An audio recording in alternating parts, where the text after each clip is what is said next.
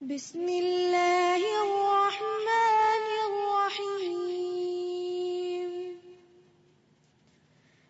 الحمد للہ رب العالمین الرحمن الرحیم مالک یوم الدین إياك نعبد وإياك نستعين اهدنا الصراط المستقيم صراط الذين أنعمت عليهم غير المغضوب عليهم ولا الضالين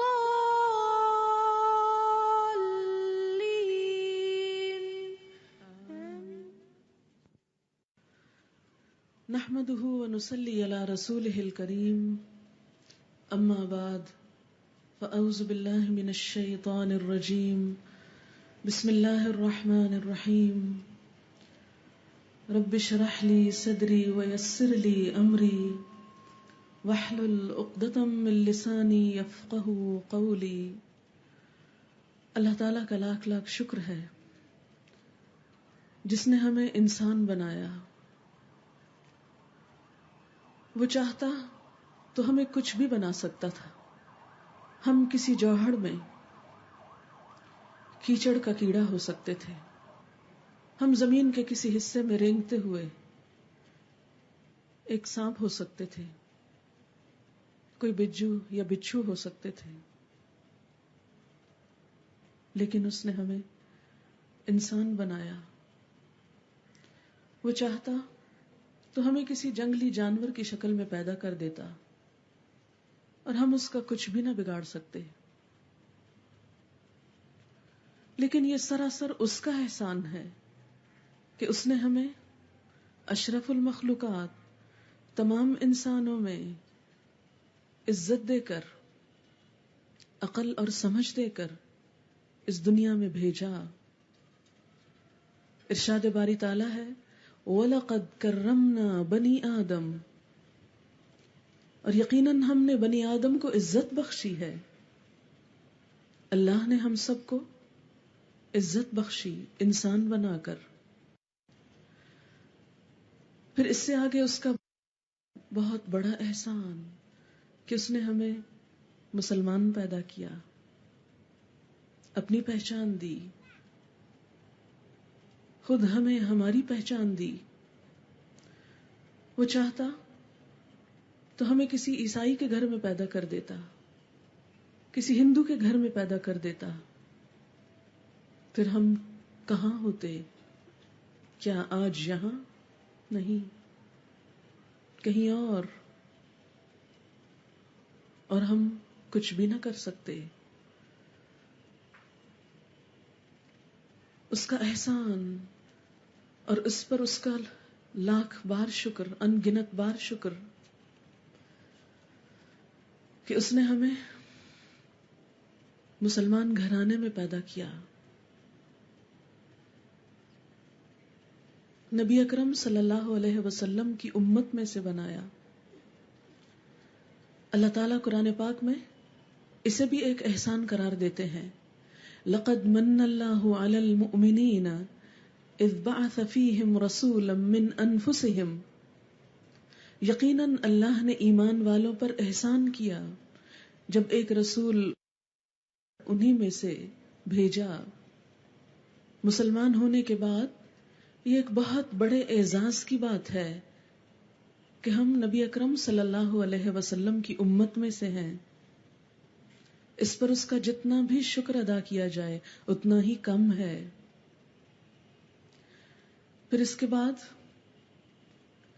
اس کا اور بہت بڑا احسان کہ اس نے ہمارے لیے اپنی معرفت، اپنی کتاب کی معرفت، اپنے دین کی سمجھ بوجھ کے راستے کھولے، اس کا شوق عطا کیا، اس کی توفیق دی.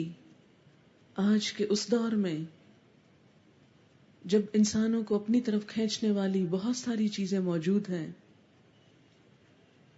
یہ سراسر اس کا احسان ہے کہ اس نے ہمیں یہاں لا بٹھایا اپنے دین کا علم سیکھنے کے لیے،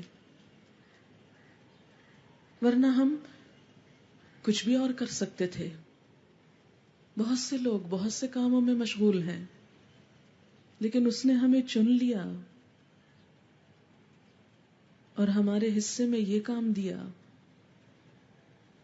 نبی اکرم صلی اللہ علیہ وسلم نے فرمایا، من یرد اللہ بہ خیرا یفقہہ فی الدین، اللہ جس کے ساتھ بھلائی کا ارادہ کرتا ہے اسے دین کی سمجھ دے دیتا ہے. یفقہ، فقہ، سمجھ بوجھ، انڈرسٹینڈنگ. اس کے ایک کے بعد ایک احسان کا شکر ہم کس طرح ادا کریں، اس کے لیے ہمیں کیا کرنا ہے. اپنا تن من دھن، اپنا آپ اس کے لیے وقف کرنا ہے، اس نعمت کے شکر کے طور پر. دین کو سمجھنا، اللہ کی معرفت پیدا کرنا، اور پھر اس سمجھ کے بعد دوسروں کو اس چیز کی طرف لانا دنیا کا معزز ترین کام ہے، سب کاموں سے افضل ترین کام ہے.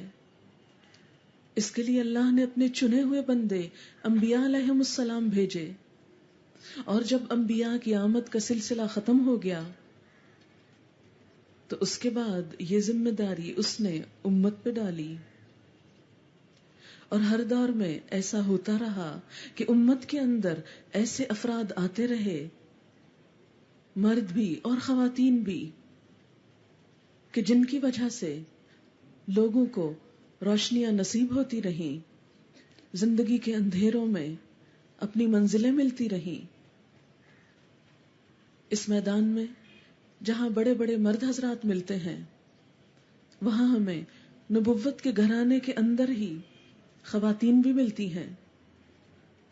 قرآن پاک میں اللہ تعالیٰ ازواج مطہرات کو بطور خاص حکم دیتے ہیں. سورۃ الاحزاب کے اندر وَاذْكُرْنَ مَا يُتْلَى فِي بُيُوتِكُنَّ مِنْ آیَاتِ اللَّهِ وَالْحِکْمَةِ، اور پڑھتی رہو. وَاذْكُرْنَ خواتین کے لیے مؤنث کا صیغہ ہے کہ تم بھی یہ کام کرو. ما یتلا، جو پڑھا جا رہا ہے، جو علم کے نور پھوٹ رہے ہیں، فی بیوتکن، تمہارے اپنے گھروں کے اندر. کیونکہ پہلا سورس تو نبوت کا گھرانہ تھا، اور اس میں خاص طور پر کس علم کی طرف توجہ کرو؟ من آیات اللہ، اللہ کی آیات یعنی قرآن حکیم، والحکمہ، اور حکمت یعنی نبی اکرم صلی اللہ علیہ وسلم کی وزڈم، آپ کے فرامین، آپ کے ارشادات، دین کی تفسیر جو آپ نے کی. قرآن کی یہ آیت تمام خواتین کے لیے ایک بہت بڑی روشن دلیل ہے کہ خواتین یہ کام کیوں کریں. ہمارے ہاں عموماً یہ تصور پایا جاتا ہے کہ خواتین تو صرف گھر چلانے کے لیے ہیں. بالکل ٹھیک ہے، گھر کی ذمہ داری انہی کی ہے، لیکن قرآن پاک میں کہیں خواتین کو مخاطب کر کے یہ نہیں کہا کہ خواتین بچے ضرور پیدا کریں اور پھر ضرور ان کی پرورش کریں اور پھر ان کو اس طرح کھلائیں اور پلائیں. وہ تو ایک ضرورت ہے، وہ تو ہر صاحب فہم خاتون یہ کرے گی ہی، لیکن جو امت مسلمہ ہونے کی حیثیت سے ذمہ داری ہے، اس ذمہ داری کو نبھانے کے لیے جس چیز کی طرف قرآن نے توجہ دلائی، سب سے پہلے ازواج مطہرات کو اور ان کے اسوہ حسنہ پہ چلتے ہوئے ہم خواتین کو، کہ ہم بھی اس علم کے ساتھ، اس علم میں سے اپنا ایک حصہ لگائیں. اور وہ کام جو امہات المومنین نے کیا، امت کی بہترین خواتین نے کیا، وہ کام ہم بھی کریں اپنی حیثیت، اپنی استطاعت، اپنی صلاحیت کے مطابق. اسلام دنیا کے علم کو کنڈیم نہیں کرتا، لیکن صرف دنیا کا علم انسان کی فلاح اور نجات کے لیے کافی نہیں. انسان صرف مادے کا بنا ہوا نہیں، صرف گوشت اور ہڈی اور خون کا بنا ہوا نہیں. اس ڈھانچے کے اندر جو روح ہے، جو اصل انسان ہے، اس کی تربیت، اس کی رہنمائی، اس کی خوشی، اس کے سکون کے لیے بھی انسانوں کو کوششیں کرنا ہوں گی. اور پھر بطور خاص خواتین اس لیے بھی کہ وہ صرف خواتین کی نہیں، مردوں کی بھی معلم ہیں کہ ہر بچہ خواہ وہ لڑکی ہو یا لڑکا ہو ایک ماں کی گود سے پرورش پاتا ہے. ماں کی گود پہلا مدرسہ ہے. اگر ماں جاہل ہوگی تو پورا گھرانہ جاہل ہوگا. اگر ماں کے اندر اللہ کی محبت نہیں تو بچے کے اندر کیسے جائے گی؟ اگر ماں دین کی تعلیم سے بے بہرا ہے تو بچے روشنی کہاں سے پائیں گے؟ اس لیے کہ اب تو جدید تحقیقات نے بھی ثابت کر دیا. جدید تحقیقات کی بات اس لیے کرتی ہوں کہ فی الحال ہمارا ایمان اس پر زیادہ ہے قرآن اور سنت کی نسبت. اس کی بات زیادہ سمجھ میں آتی ہے کہ 3 سال کی عمر تک بچے کی شخصیت کا 75% مکمل ہو چکا ہوتا ہے. وہ سیکھ چکا ہوتا ہے جو اس نے سیکھنا ہے. باقی 25% تو پھر ساری زندگی سیکھتا رہے گا. وہ تربیت، وہ نرسری، وہ ماں کی گود ہے، ماں کی کمپنی ہے، ماں کی سوچ ہے. وہ ماں جس نے 9 مہینے اس کو اپنے شکم میں رکھا، اپنے پیٹ میں رکھا، دن رات ساتھ رکھا، اپنے اندر رکھا، پھر اس کو 2 سال تک دودھ پلایا اور پھر بولنا سکھایا، چلنا پھرنا سکھایا. تو جو ماں اسی عرصے کے دوران بچے کے اندر اللہ کی محبت ڈال دیتی ہے تو ساری زندگی کے لیے بچے کے لیے ایک انمول سرمایہ اس کے ساتھ ہو جاتا ہے. اور اگر بچہ اس حصے میں محروم رہ جاتا ہے تو وہ ایک بڑی سعادت سے محروم رہ جاتا ہے. اس وقت ہماری ذمہ داریاں گھر کے اندر بھی ہیں اور گھر کے باہر بھی. اور یہ ایک ایسا راستہ ہے جس کا آپ نے انتخاب کیا کہ جس میں آپ کو دونوں طرف بیلنس رکھتے ہوئے آگے بڑھنا ہے. آج میں کچھ باتیں علم کے حوالے سے کروں گی، لیکن یہ یاد رکھیں کہ جب بھی انسان کوئی سفر شروع کرتا ہے تو ابتدا میں اس کو منزل کبھی نظر نہیں آتی. مثلا آج جب آپ اپنے گھر سے نکلے تو گھر کے گیٹ پر آپ کو یہ کلاس روم نظر نہیں آیا، لیکن اب یہ آپ دیکھ رہے ہیں، اب آپ کو سب نظر آ رہا ہے. وہ کیسے؟ اس لیے کہ آپ گھر سے نکلے، آپ نے قدم بڑھایا، آپ نے چلنا شروع کیا اور چلتے چلتے راستہ ڈھونڈتے ڈھونڈتے یہاں تک آ پہنچے. آج کی آپ کی منزل یہ کلاس تھی. اسی طرح آپ کی ایک اور منزل بھی ہے، اور وہ یہ کہ قرآن اور سنت کا فہم حاصل کرنے کے بعد اسے اپنے گھروں کے اندر اس کے چراغ جلانا، اپنے خاندانوں کے اندر اور پورے معاشرے کے اندر، نہ صرف یہ کہ مسلمانوں کے اندر بلکہ ترستی پیاسی ساری دنیا کے اندر سب کو اپنے رب سے جوڑنا ہے. انسان نیت تو بڑی کرے، نہ بھی کر سکے تو جتنی بلند نیت ہوگی اجر بھی اتنا ہی بلند ہوگا. اگر آپ کے دل میں تڑپ ہوگی کہ یا اللہ میرے ذریعے ہر شخص تک تیرا پیغام پہنچ جائے، وہ پہنچے یا نہ پہنچے آپ کو اپنی نیت اور اپنے جذبوں کا اجر مل جائے گا. آج آپ نے اس راستے کا انتخاب کیا، آغاز کیا، پہلا قدم اٹھایا. ابھی منزل آپ کو نظر نہیں آ رہی، اس لیے ایک دھندلکا سا ہے، کچھ خدشات بھی ہیں، کچھ خوف بھی ہے، کچھ پریشانی بھی ہے کہ معلوم نہیں ہمارے ساتھ کیا ہو، ہم پورا کر سکیں یا نہ کر سکیں، ہم پڑھ سکیں یا نہ پڑھ سکیں، اور کئی قسم کے انجانے سے خیالات، خدشات. لیکن ان سب کو ایک طرف رکھ دیجئے کہ جب کوئی بھی سفر کیا جاتا ہے، کسی بھی منزل پہ پہنچا جاتا ہے تو پہلا قدم ایک ہی ہوتا ہے. آگے منزل نظر نہیں آتی، لیکن چلتے چلتے قدم بقدم منزل تک پہنچ ہی جاتا ہے انسان. تو منزل کیا ہے ہماری؟ کہاں پہنچنا ہے ہم کو؟ کیا اچیو کرنا ہے؟ اصل گول کیا ہے؟ گول ہمارے ذہن میں بہت اچھی طرح واضح ہونا چاہیے. ہم سب کی اس جد و جہد، بھاگ دوڑ، کوشش اور محنت کا اصل مقصد اپنے رب کو راضی کر لینا ہے، اپنے رب کو خوش کرنا ہے. کیوں؟ اس لیے کہ اس نے ہم پر اتنے سارے احسانات کر دیے کہ انسان بنایا، ضرورت کی تمام زندگی کی نعمتیں عطا کی، مسلمان بنایا، نبی اکرم صلی اللہ علیہ وسلم کی امت میں سے اٹھایا، اپنے دین کی سمجھ دینے کے لیے یہ راستہ دکھایا، یہاں تک آنے کی توفیق عطا کی. تو سب سے بڑھ کر اسی کا حق ہے کہ اس کو خوش کیا جائے، اس کو راضی کر لیا جائے. تو ہماری چھوٹی سے چھوٹی سے لے کر بڑی سے بڑی اور انتہائی بڑی کوشش کا اصل مقصود صرف اللہ کی رضا ہے کہ وہ رب راضی ہو جائے. اور باقی سب تو وسائل ہیں، ذریعہ ہے. اللہ کو راضی کرنا دنیا کا سب سے خوبصورت کام ہے. اس شخص کی خوش قسمتی کا کیا ٹھکانہ جس سے اس کا پروردگار خوش ہو جائے. یہ سرٹیفکیٹ صحابہ کرام کو ملا.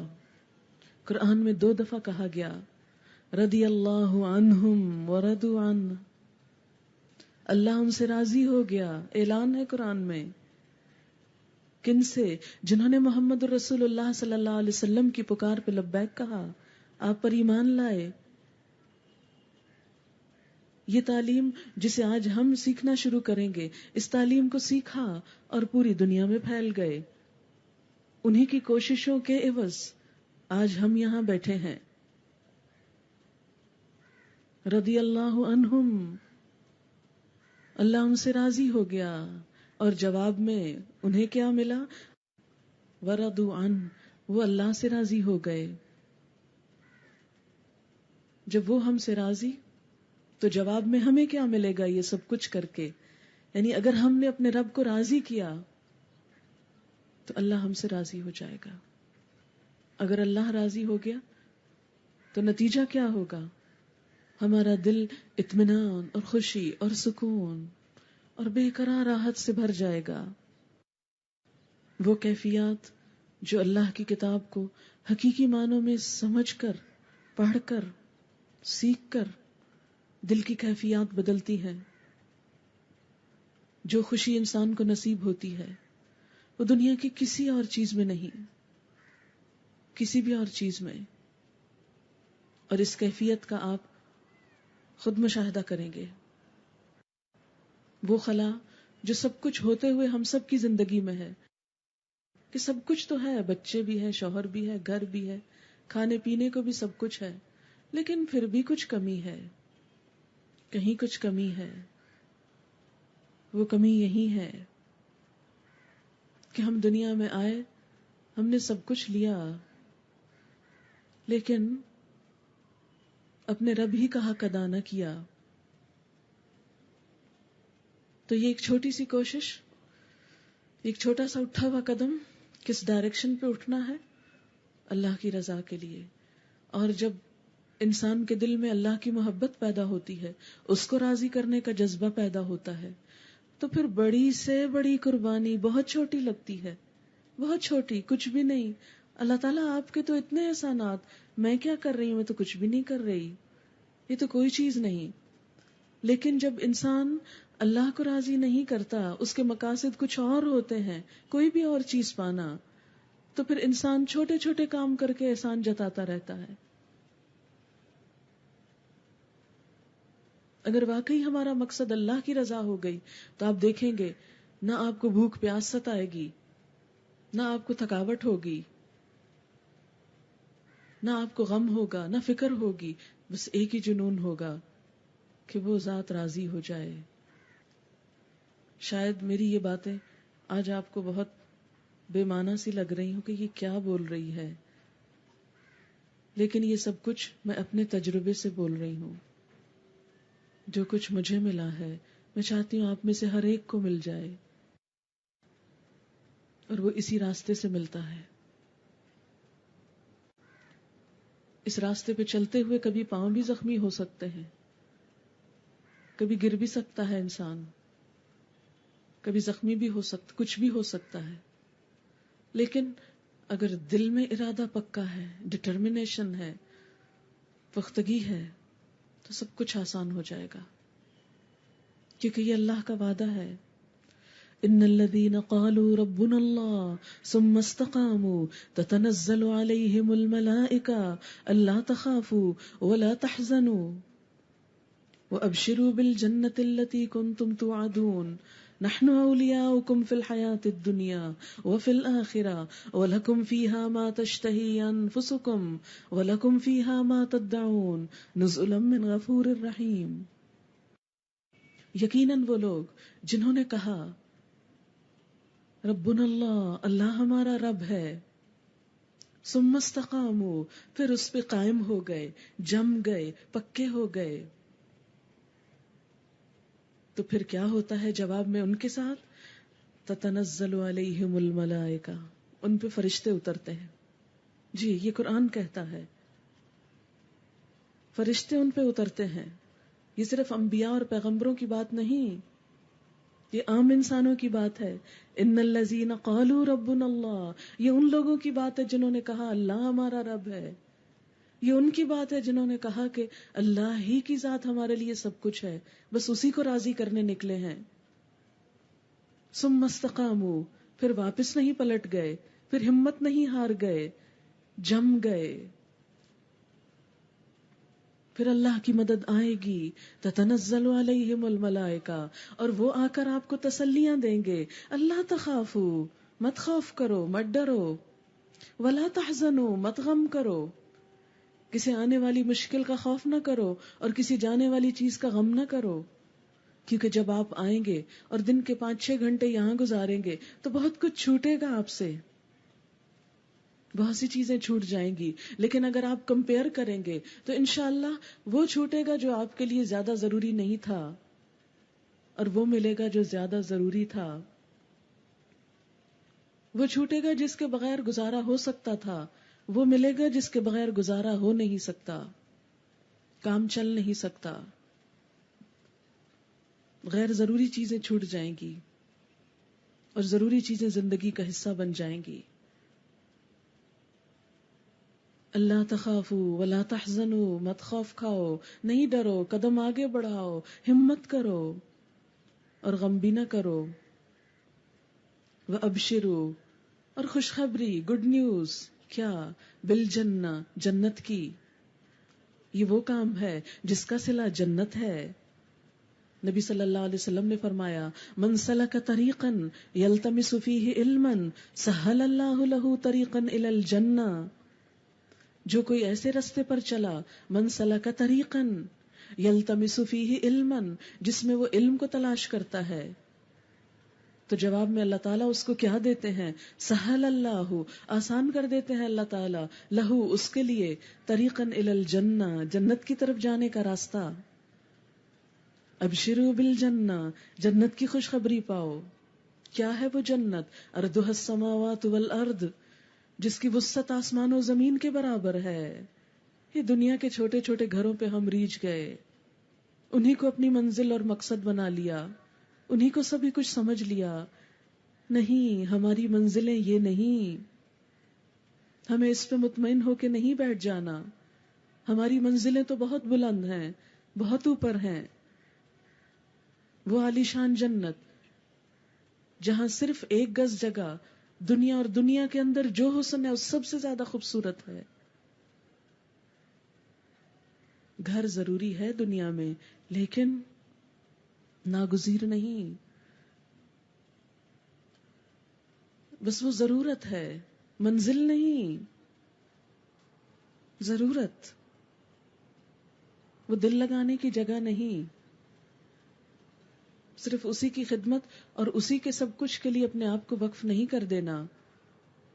اس میں سے اتنا وقت نکالنا ہے کہ اگلا گھر بھی بنا سکیں، جنت بھی بنا سکیں. وَأَبْشِرُوا بِالْجَنَّةِ، اس راستے پہ نکلے ہو، آؤ خوشخبری ہے تمہارے لیے جنت کی. التی کنتم توعدون، جس کا تم سے وعدہ کیا جاتا تھا. نحن اولیاؤکم، ہم تمہارے دوست ہیں. فرشتوں کی دوستی. اس راستے میں کیا ملے گا؟ فرشتوں کی دوستی. نحن اولیاؤکم، ہم تمہارے دوست ہیں، ہم تمہارے مددگار ہیں. اور ویسے بھی دوستی کس طرح کہ جب کسی جگہ پر لوگ اکٹھے ہو کر اللہ کے دین کو سیکھتے اور سکھاتے ہیں تو فرشتے ان کے اوپر سایہ کرتے ہیں. حدیث میں آتا ہے، صحیح حدیث ہے کہ ان للہ ملائکۃ سیارہ، اللہ کے کچھ فرشتے گھومتے پھرتے رہتے ہیں، ادھر ادھر ڈھونڈتے ہیں ایسی جگہوں کو جہاں لوگ جمع ہو کر، اکٹھے ہو کر،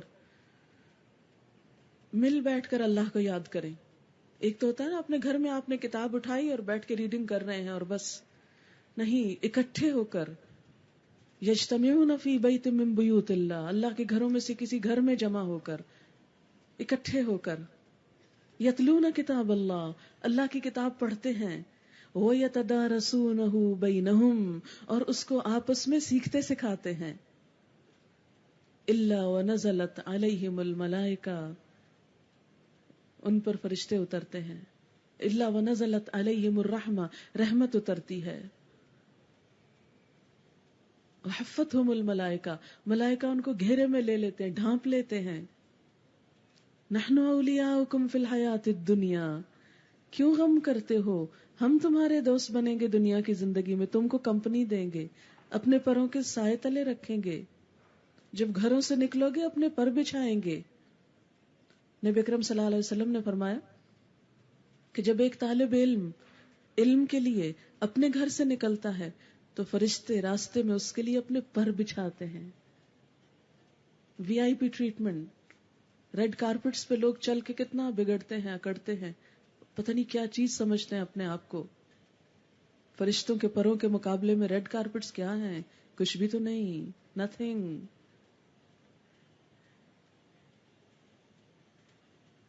تو پر بچھاتے ہیں کہ آؤ تم کو لے چلیں، اور پھر جب جمع ہو جاتے ہیں تو ڈھانپ لیتے ہیں. اور ادھر ادھر کے بھی فرشتے، کہ آپ کو معلوم ہے میں فرشتوں کی بات کری، ہو سکتا ہے کسی کے دل میں کچھ ڈاؤٹ جا رہا ہو، یہ کیسی بات کر رہی ہیں. میں کبھی سوچا کرتی تھی کہ اللہ تعالیٰ ایمان بالملائکہ کیوں کہتے ہیں؟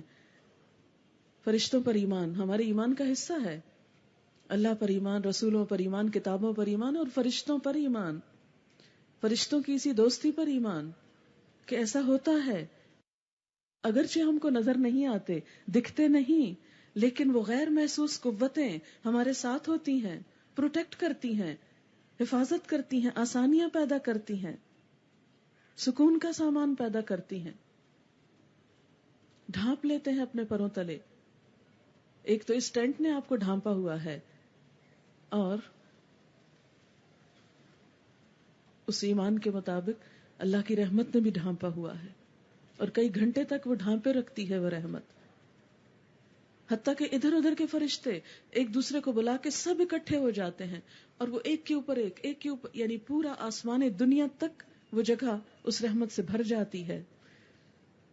فرش سے عرش تک کہ جو مجلس برخاست ہوتی ہے، وہ فرشتے اللہ تعالیٰ کے پاس حاضر ہوتے ہیں. اللہ تعالیٰ ان کو پوچھتے ہیں میرے یہ بندے کس لیے جمع ہوئے تھے، حالانکہ اللہ تعالیٰ خود زیادہ جانتا ہے کہ یہ سب کس لیے آئے. لیکن بعض اوقات جب ایک بات ہمیں پتہ بھی ہوتی ہے تو ہم دوبارہ ان کو کیوں پوچھنا چاہتے ہیں اس بات کو؟ اس لیے پوچھتے ہیں کہ ہمیں اچھی لگتی ہے، ہمارا دل چاہتا ہے بار بار کوئی ہم سے یہ بات کرے، ہمیں بار بار سنائے. اللہ تعالیٰ اپنے ان پیارے بندوں کا پھر ذکر اپنے فرشتوں سے کرتے ہیں اور پوچھتے ہیں یہ کیوں جمع ہوئے تھے، یہ کیا کر رہے تھے، یہ کیا مانگ رہے تھے، یہ کیا چاہتے ہیں، کس چیز سے بچنا چاہتے ہیں. اور فرشتے ان کو وہ ساری فیلنگز آپ کی کنوے کرتے ہیں کہ آپ کیا چاہتے ہیں. تو اللہ تعالیٰ وعدہ کرتے ہیں اس موقع پر کہ میں نے ان کو بخش دیا. اتنے میں ایک فرشتہ بولتا ہے، اتنا دلچسپ منظر لگتا ہے.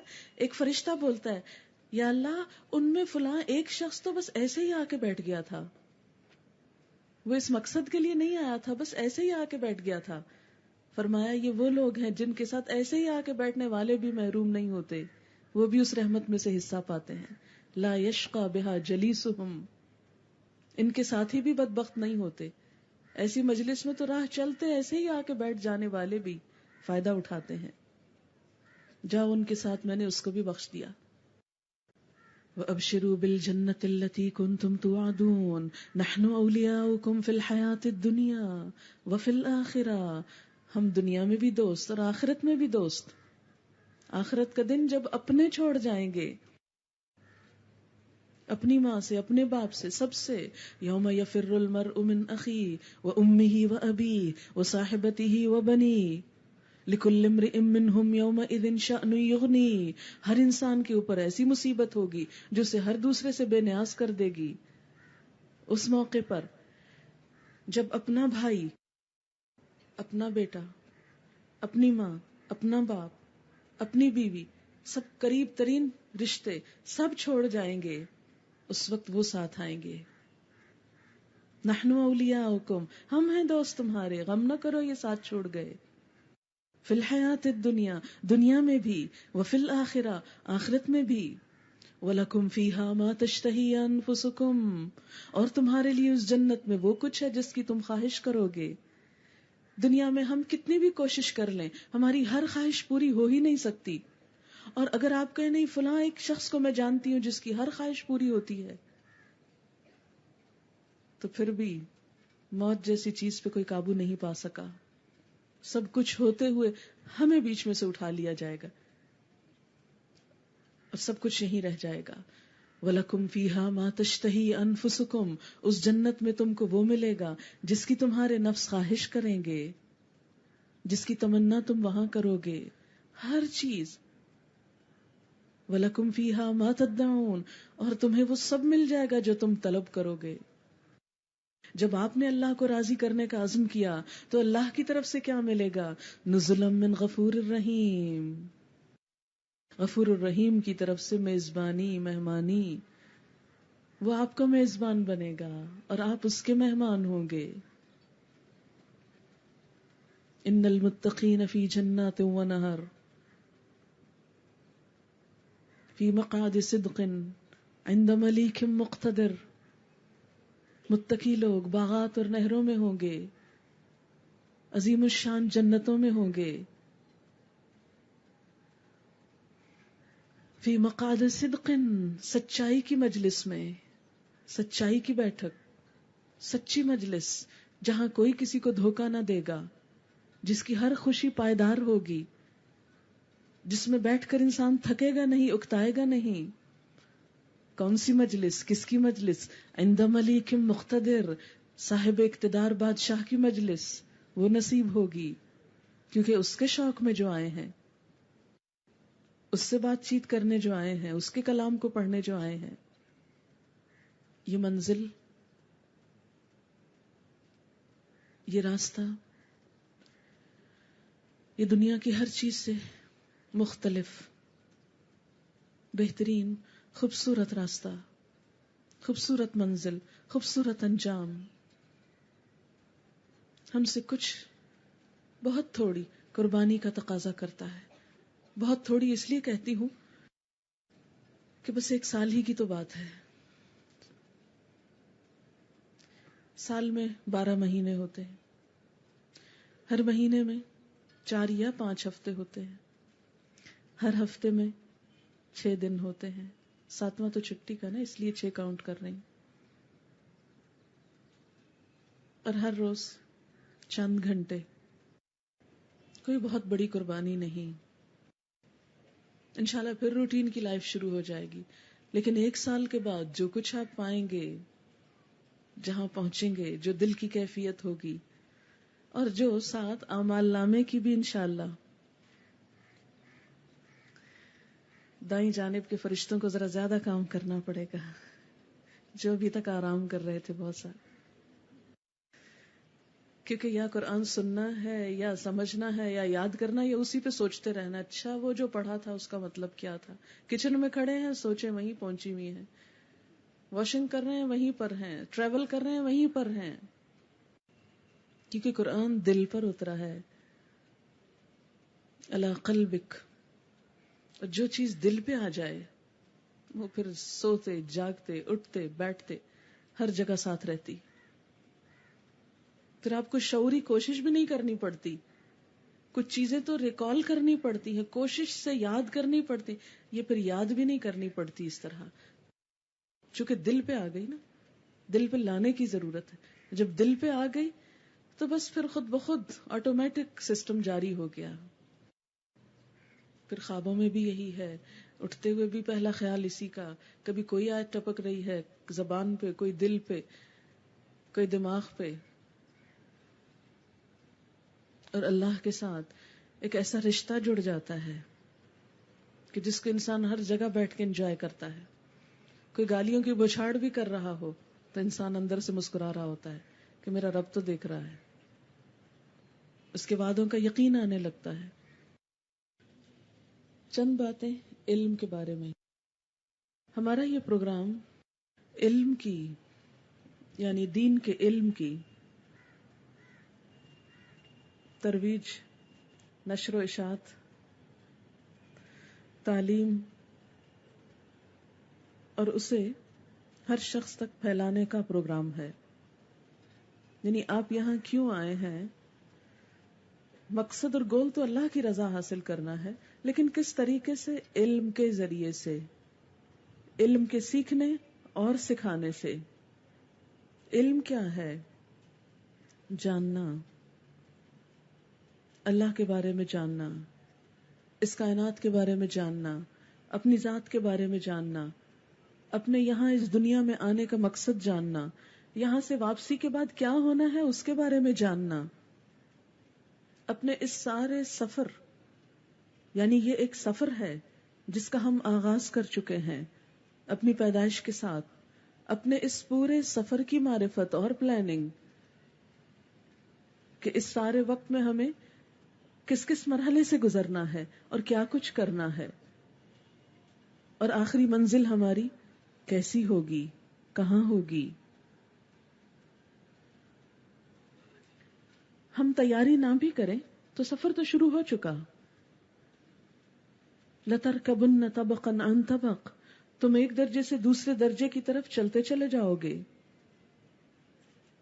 ہماری زندگی کا ایک ایک دن گزرتا چلا جا رہا ہے, ہم آگے بڑھتے چلے جا رہے ہیں, اور ایک وقت آئے گا کہ یہ ٹرین رک جائے گی اور ہمیں وہاں اترنا ہوگا. اور اتر کر جنہوں نے اپنے لیے آگے کہیں رہنے کی ریزرویشن کرا رکھی ہوگی وہ تو اس کا پتہ معلوم کر کے فوراً پہنچ جائیں گے. بلکہ جنت کے بارے میں تو اللہ تعالیٰ فرماتے ہیں کہ اللہ انہیں ایسی جنتوں میں داخل کرے گا عرفہا لہم, جس کی اس نے ان کو پہچان کروا دی ہے, انہیں ایڈریس معلوم ہے, تلاش کرنے کی ضرورت ہی نہیں. اس منزل پہ اترتے ہی بغیر کسی خوف و خطر کے وہ وہاں پر پہنچ جائیں گے, بلکہ انہیں وہاں آگے جانے کی ضرورت نہیں, وہ خود ان کے پاس لے آئی جائے گی. وَأُزْلِفَتِ الْجَنَّةُ لِلْمُتَّقِينَ غَيْرَ بَعِيدٍ, جنت متقی لوگوں کے پاس قریب کر دی جائے گی, پاس لے آئی جائے گی, غیر بعید, کچھ بھی دور نہ ہوگی. لیکن اگر اس منزل پر اتر کر کوئی ٹھکانہ نہ ہوا, رہنے کی جگہ نہ ہوئی, تو کیا بنے گا, کیا ہوگا, کہاں جائیں گے؟ واپسی؟ کوئی واپسی نہیں. ذرا سوچیں, اس مرحلے پہ سوچیں. آج تو ہم اگر ایک آپشن نہیں تو دوسری میں چلے جاتے ہیں.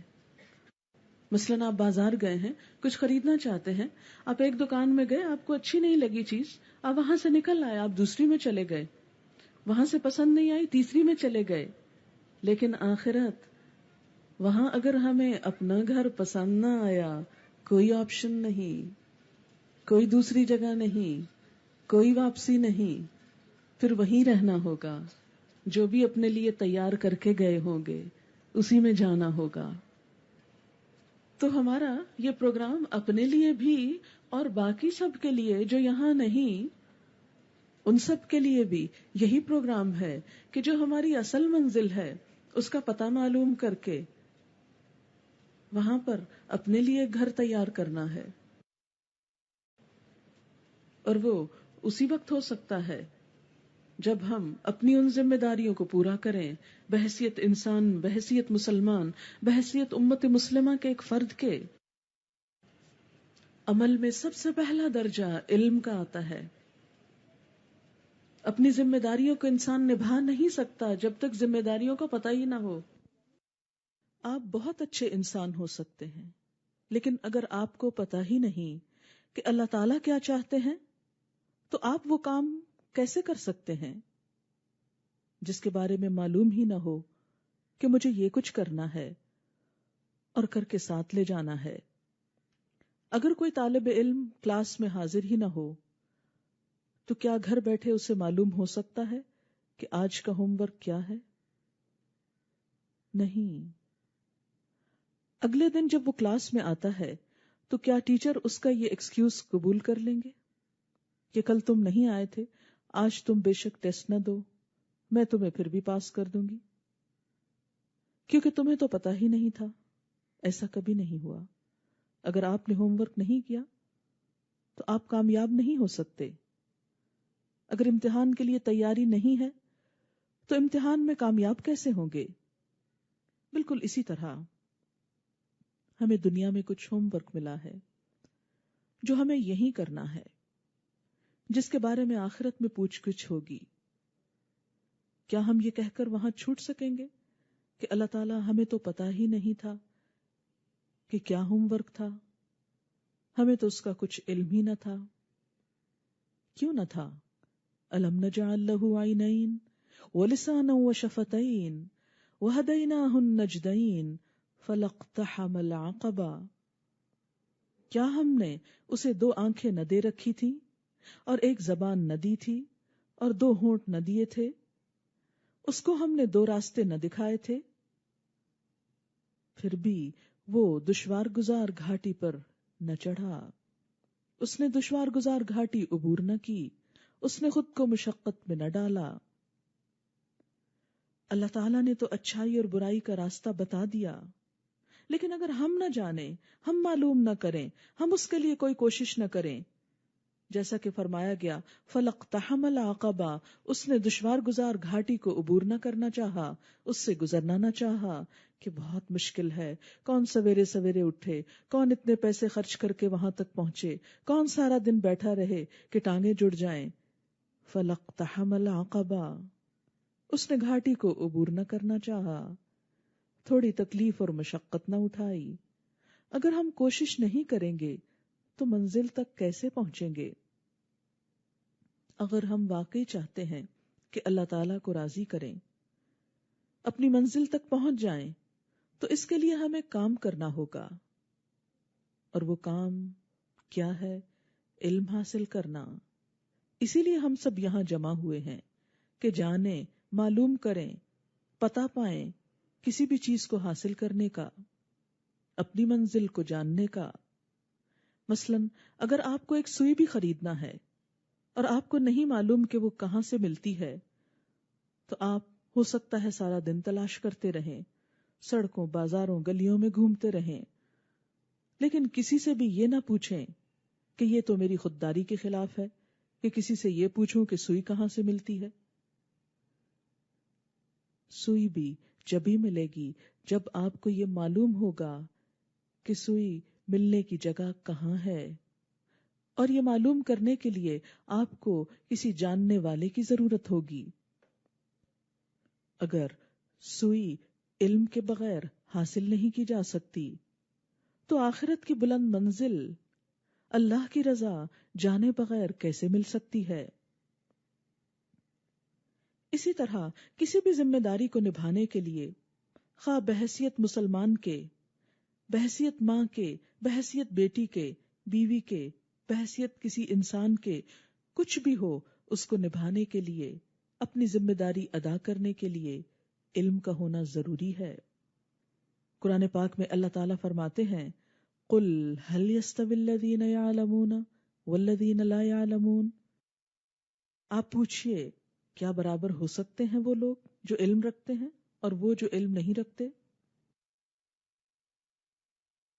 آپ پوچھئے کیا برابر ہو سکتے ہیں وہ لوگ جو علم رکھتے ہیں اور وہ جو علم نہیں رکھتے؟ یہاں سوال کیا گیا ہے کہ کیا کسی بھی چیز کے جاننے والے اور نہ جاننے والے برابر ہو سکتے ہیں؟ پھر اللہ تعالیٰ خود ہی فرماتے ہیں یرفع اللہ الذین آمنوا منکم والذین اوتوا العلم درجات، تم میں سے جو لوگ ایمان لائے اللہ ان کے درجات بلند کرے گا، اور وہ لوگ جنہیں علم دیا گیا وہ تو بہت درجوں والے ہیں۔ عام انسانوں کے مقابلے میں ایمان والوں کا درجہ بلند ہوتا ہے، اور پھر سب ایمان والے بھی برابر نہیں ہو سکتے، اللہ کو پہچاننے والے اور نہ پہچاننے والے بھی برابر نہیں ہوتے۔ اور علم والوں کے درجے کیوں بلند ہیں؟ اسی لیے کہ وہ اللہ کو پہچانتے ہیں۔ اس لیے جو جتنا سیکھے گا، جتنی کوشش کرے گا، جتنی زیادہ اللہ کی معرفت حاصل کرے گا، اس کا وہ درجہ اتنا ہی بڑھتا چلا جائے گا۔ آپ میں سے بہت سے لوگ ہوں گے جو یہ سوچیں کہ ہم کو دین کا بہت سا علم پہلے سے ہی معلوم ہے، ہم تو بہت کچھ جانتے ہیں، اور بہت سے لوگ یہ کہتے سنائی بھی دیتے ہیں، کس کو نہیں پتا کہ نماز پڑھنی چاہیے، کس کو نہیں معلوم روزے رکھنے چاہیے، اب تم نیا کیا سیکھنے جا رہے ہو، ہم کو تو سمجھ نہیں آتی کہ تم 1 سال کے لیے گھر بار کیوں چھوڑو گے، بچے چھوڑو گی، تکلیف اٹھاؤ گی، پھر جا کر پڑھو گی کیا قرآن، اور جو قرآن میں لکھا ہے وہ تو پہلے ہی معلوم ہے، اور کیا پڑھنا ہے۔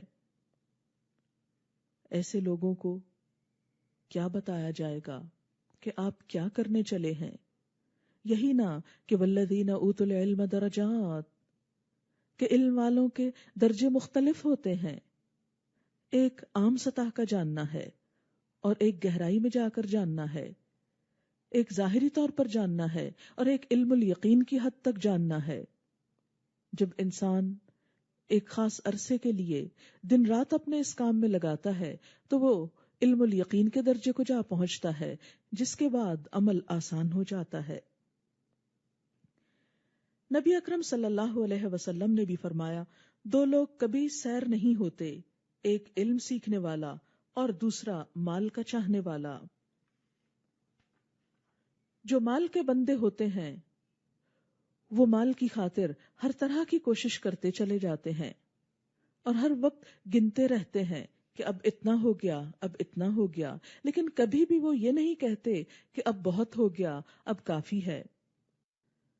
اسی طرح جن لوگوں کو سیکھنے کا، جاننے کا شوق ہوتا ہے، وہ بھی کبھی یہ نہیں سوچتے کہ ہمیں بہت پتا ہے، ہم مزید نہیں سیکھتے، بلکہ وہ اپنے درجات بلند کرنے کی فکر میں ہوتے ہیں۔ اس کام کے لیے آپ جتنی بھی کوشش کریں گے، جتنی بھی مہارت حاصل کریں گے، اتنا ہی زیادہ بہتر طور پر اپنے آپ کو اور معاشرے کو فائدہ پہنچا سکیں گے۔ قرآن پاک میں اللہ تعالیٰ فرماتے ہیں انما یخشی اللہ من عبادہ العلماء، اللہ کے بندوں میں علم والے ہی ڈرا کرتے ہیں، یعنی حقیقی معنوں میں اللہ کی خشیت اور اللہ کی عظمت کا احساس اہل علم کے دلوں میں ہی ہوتا ہے۔ اللہ کی قدر و قیمت پہچاننے والے علم والے ہی ہوا کرتے ہیں۔ جیسے کہ قرآن پاک میں آتا ہے الرحمن فاسأل بہ خبیرا، رحمان، اس کی شان کسی جاننے والے سے ہی پوچھو۔ اللہ تعالیٰ کی صحیح معرفت، اس کی عظمت، اس کی بلندی، اس کی بڑائی، یہ صرف جاننے والوں کو ہی نصیب ہوتی ہے۔ جتنا آپ جانتے چلے جائیں گے اتنا ہی اس کو پہچانتے جائیں گے، جتنا اس کو پہچانیں گے اتنی ہی اس کی عظمت کے احساس میں ڈوب جائیں گے، اس کے آگے جھک جائیں گے، اس کے قریب ہوتے چلے جائیں گے، اور دنیا اور آخرت کی سعادتوں کے دروازے کھلتے چلے جائیں گے۔ نبی صلی اللہ علیہ وسلم نے فرمایا لا حسد الا فی اثنتین، حسد جائز نہیں مگر 2 لوگوں میں، رجل آتاہ اللہ مالا فسلطہ علی ہلاکتہ فی الحق، وہ شخص جس کو اللہ نے مال دیا ہو پھر وہ حق کے راستے میں اسے خرچ کرنے پر جم گیا، مسلط ہو گیا، سلطہ، اسے مسلط کر دیا، یعنی اس پہ لگ گیا کہ حق کے، خیر کے، بھلائی کے، نیکی کے کام میں کتنا اور کیسے اور کب اور کس طریقے سے خرچ کروں۔ ایسا شخص رشک کے قابل ہے. اور دوسرا ورجل آتاہ اللہ الحکمہ، وہ شخص جس کو اللہ نے حکمت دی. علم کا لفظ نہیں بولا گیا، حکمت. علم تو محض جاننا ہے اور حکمت بصیرت ہے. یقضی بہا ویعلمہا، وہ اسی کے ساتھ فیصلے کرتا ہے اور وہ لوگوں کو اس کی تعلیم بھی دیتا ہے، دوسروں کو بھی سکھاتا ہے، اپنی زندگی میں بھی اسی سے ڈیسیژن لیتا ہے علم کی روشنی میں جان کر. جیسے اگر آپ نے بزنس کرنا ہو تو آپ کو جتنا علم ہوگا کہ پیسہ کہاں انویسٹ کرنا زیادہ بہتر ہے، تو آپ زیادہ بہتر طور پر وہاں کر کے بہتر پروفٹ لے سکیں گے. اور ایک شخص جس کو پتا ہی نہیں کہ بزنس کرتے کیسے اور کہاں پیسہ انویسٹ کرنا زیادہ بہتر ہے، وہ کسی بھی ایسی چیز میں لگائے گا، ہو سکتا ہے کچھ نتیجہ نکلے، ہو سکتا ہے الٹا نقصان ہو جائے. بالکل اسی طرح انسان اپنی زندگی میں جو کوششیں کرتا ہے، اگر اس کو پتا ہو کہ سب سے بہترین کوشش کیا ہے، سب سے اچھی طرح اپنے وقت کو کیسے استعمال کیا جا سکتا ہے، سب سے اچھا کام کون سا ہے جو میں کر سکتی ہوں کہ جس سے میری یہ زندگی کی قدر و قیمت بڑھ جائے، تو یہ چیز علم سے ہی ملتی ہے. یقضی بہا، ہر وقت ایک انسان ڈیسیژن کی کیفیت میں ہوتا ہے نا، یہ کروں یا نہ کروں، یہاں جاؤں یا نہ جاؤں، یہ کھاؤں یا نہ کھاؤں، یہ دوں یا کسی کو یا نہ دوں. تو جس کو اللہ علم کی روشنی دیتا ہے اور پھر وہ اس کے ساتھ بہترین فیصلے کرتا ہے، ایسا شخص قابل تقلید ہے، قابل رشک ہے. وَيُعَلِّمُهَا، اور پھر آگے وہ اسے دوسروں کو بھی دیتا ہے، دوسروں کو بھی سکھاتا ہے، دوسروں کا بھلا بھی کرتا ہے. لیکن یاد رکھیں، علم سیکھنے والے سب برابر نہیں ہوتے.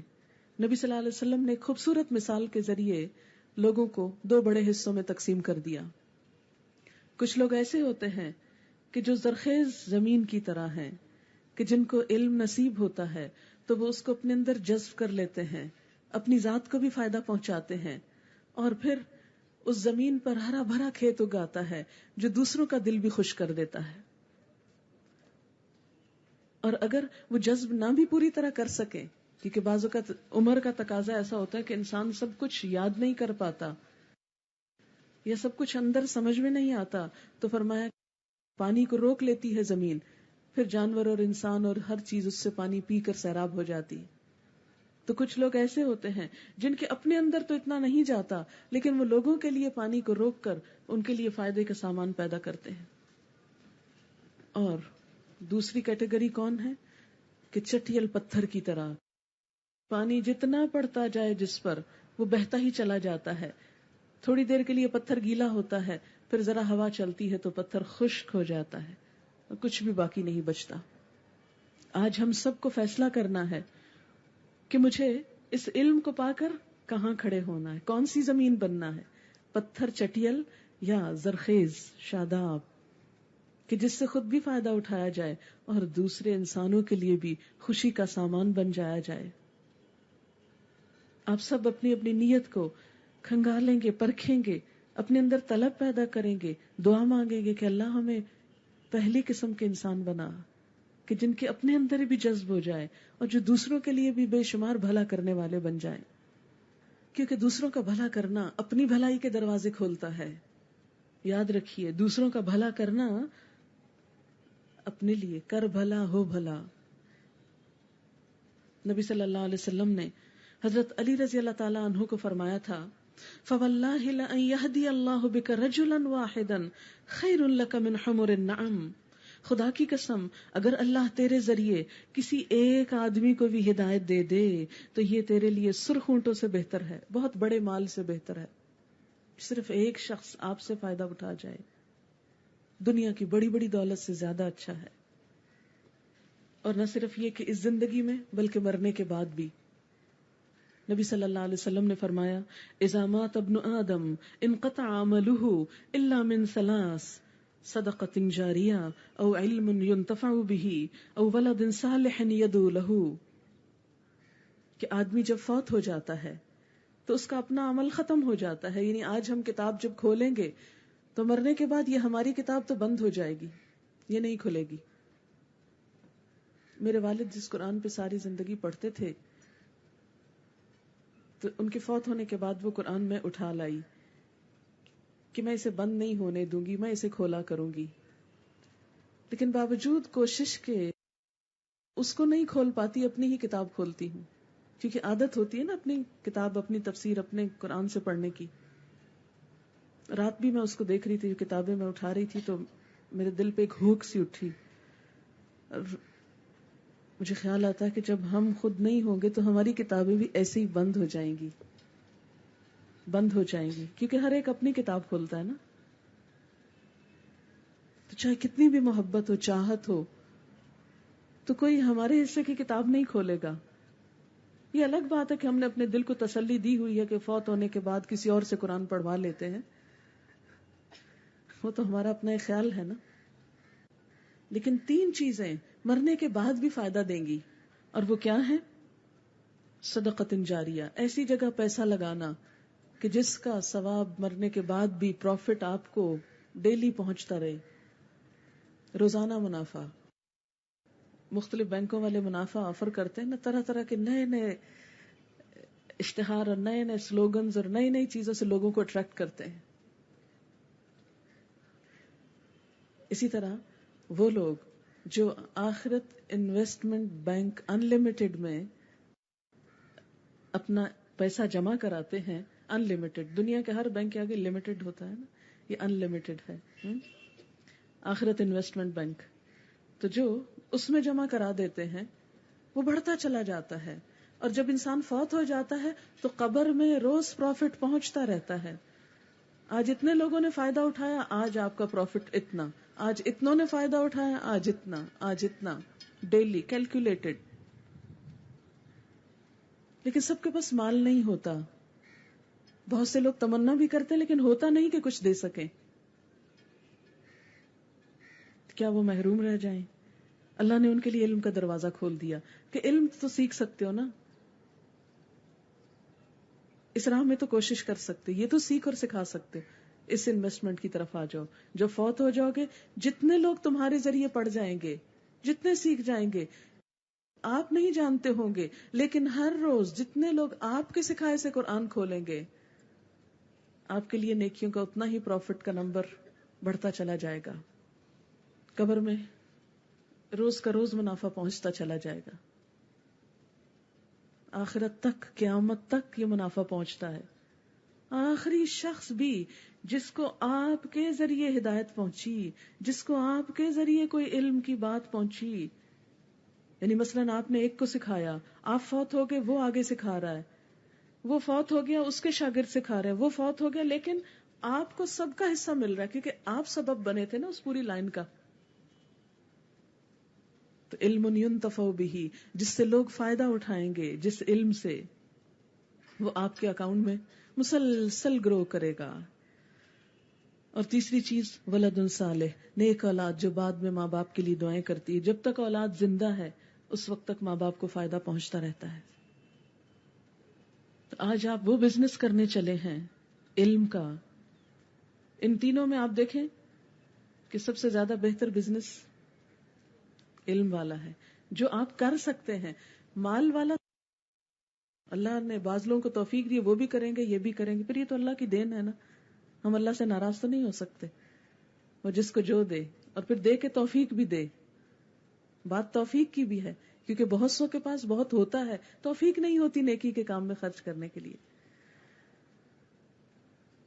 لیکن ٹھیک ہے، اگر ہمارے پاس نہیں ہے تو علم کا راستہ تو کھلا ہے. ہو سکتا ہے بعض کے پاس اولاد نہ ہو، یا ہو تو وہ ان کی بات نہ مانتی ہو، یا ان سے ان کو کوئی توقع نہ ہو. تو یہ جو بیچ کی چیز ہے علم ينتفع به، یہ آپ سب کے بس میں ہے. آپ سب اس کے لیے کوشش کر سکتے ہیں، اور اس کا منافع بھی زیادہ دیر پا ہے. بچے فوت ہو جائیں گے، اگلی جنریشن، مثلاً ہم اپنے دادا کا نام تو جانتے ہیں، دادا کے دادا کا اگر میں پوچھوں تو شاید ہی آپ میں سے چند ایک لوگ جانتے ہوں، کم از کم مجھے تو نہیں یاد. دادا کا یاد ہے لیکن ان کے دادا کا کیا تھا مجھے نہیں معلوم. یہ جہالت ہے ہماری. تو اب جب نام ہی نہیں پتا تو ان کے لیے کیا دعا کریں گے؟ بس یہی کریں گے جو ہمارے عزیز و اقارب رشتہ دار دنیا سے گئے ان کے لیے بخشش. تو وہ بس ایک ویگ سے انداز میں نام لے کے تو نہیں ہو پاتی نا وہ دعا. اولاد فوت ہو جاتی ہے، اس کی اولاد ہو جاتی، بس ختم. ہاں، علم، روحانی اولاد کبھی ختم نہیں ہوتی.